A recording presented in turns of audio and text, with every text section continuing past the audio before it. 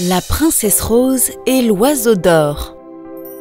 De nombreuses années auparavant, dans un royaume très lointain, vivait une belle princesse. Elle avait de longs cheveux roux et aimait tellement les roses que tout le monde l'appelait Princesse Rose. Chaque soir, après le crépuscule, la princesse Rose sortait sur le balcon et frappait dans ses mains. Un oiseau doré sortait de nulle part et atterrissait sur son épaule. Et comme par magie, les cheveux de la princesse se mettaient à briller, brillant d'une lumière rouge éclatante. Lorsque l'oiseau se mettrait à chanter un air enchanteur, Princesse Rose se joindrait à lui pour chanter, et tout le monde dans le royaume s'endormirait de doux rêves jusqu'à l'aube. Cela continua chaque nuit pendant plusieurs années. Au coucher du soleil, la princesse Rose et le petit oiseau doré chantaient leur belle berceuse, de sorte que tout le monde s'endormait et faisait de beaux rêves jusqu'à l'aube.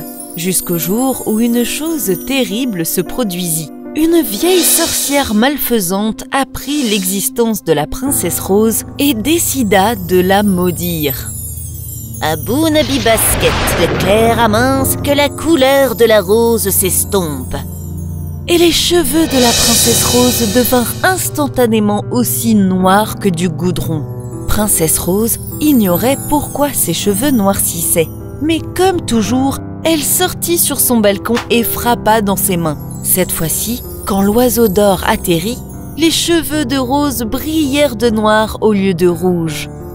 L'oiseau entonna sa mélodie enchanteresse et Princesse Rose chanta sa berceuse. Mais tandis que tout le royaume s'endormait, ils firent seulement des cauchemars et des mauvais rêves. Et le jour suivant, la triste princesse demanda à l'oiseau. « Dis-moi, oiseau d'or, comment puis-je rendre les rêves de mon peuple si doux à nouveau jusqu'à l'aube ?»« Cheveux noirs dans l'eau de rose. » L'oiseau répondit en gazouillant. La princesse trouva ce conseil étrange, mais elle le suivit quand même, car, après tout, c'était un oiseau parlant, magique. Elle remplit une bassine d'eau et saupoudra des pétales de rose à sa surface. Puis, elle plongea ses cheveux dans l'eau de rose et ils redevinrent instantanément rouges. Ce soir-là, lorsque l'oiseau se percha sur son épaule, la lueur rougeoyante de ses cheveux illumina à nouveau le ciel nocturne. La princesse chanta sa berceuse et tout le monde dans le royaume s'endormit et fit de beaux rêves jusqu'à l'aube. La méchante sorcière, en colère que son sort ait été brisé, elle décida alors de jeter à nouveau son mauvais sort. Aboun Abibasket, de clair à mince, que la couleur de la rose s'estompe. Et les cheveux de la princesse redevinrent noirs comme du goudron. Seulement cette fois, la sorcière s'envola rapidement sur son balai volant et déroba toutes les fleurs de rose de tout le royaume. Voyons si tu pourras briser mon sort maintenant. Elle ricanait, remplie de rage. Une fois de plus, la princesse attristée demanda à l'oiseau. « Dis-moi, oiseau d'or, comment puis-je faire en sorte que les rêves de mon peuple redeviennent doux jusqu'à l'aube ?»« Cheveux noirs dans l'eau de rose. » L'oiseau gazouilla. « Mais où trouver une rose ?»« Cheveux noirs dans l'eau de rose. » L'oiseau gazouilla et prit son envol. La princesse ne sut que faire. Elle fut si inquiète que ses yeux se remplirent de larmes. Et une de ses larmes tomba sur le sol sous son balcon. À ce moment précis, un jeune et beau prince se trouvait sous le balcon.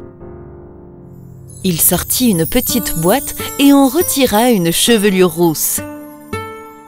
Il se pencha et plaça le cheveu sur la larme de la princesse. Et là, un miracle se produit. Soudain, le cheveu roux se transforma en une rose rouge. Le prince prit la rose et la porta à la princesse. En voyant la rose, elle essuya immédiatement ses larmes et en arracha les pétales pour les ajouter à l'eau du bassin. Elle plongea ensuite ses cheveux dedans et brisa le sort. Tous furent stupéfaits et le roi demanda au prince.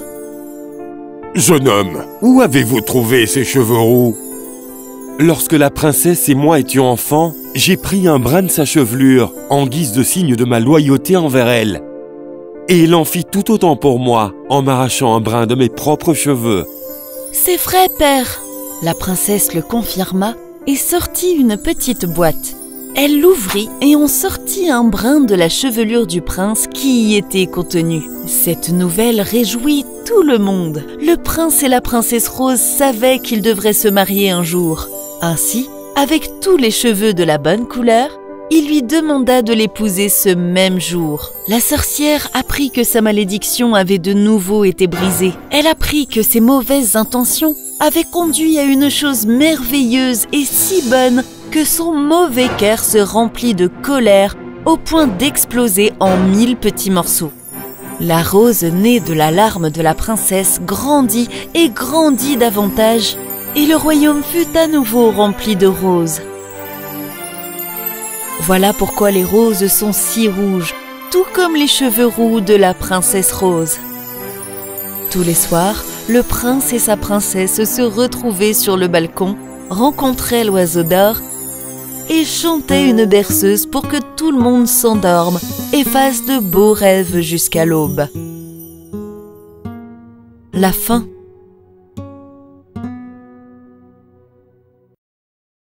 Si vous avez aimé cette histoire, n'hésitez pas à vous abonner à notre chaîne et à cliquer sur l'icône de la cloche pour les prochaines éditions.